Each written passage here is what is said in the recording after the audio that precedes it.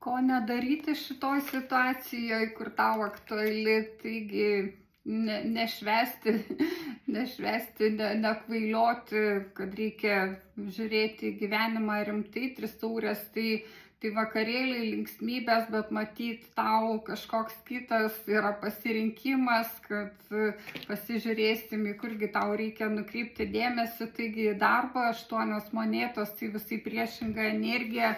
Taigi matosi iš šitą užklausą tavo visatos atsakymas, kad dabar metas dėti pastangas, žingsnis po žingsnio eiti į tą situaciją, kad čia ne tas variantas, kai lengvai viskas pavyksta, kad tenka rutiniškai dirbti ir pasižiūrėsim, kasgi tada. Tai išeis iš to tokio sutrikimo, nežinojimo. Ir matosi, prasidės tos naujos pradžios, kvailys, nulinis arkanas, sėkmė, pradžia.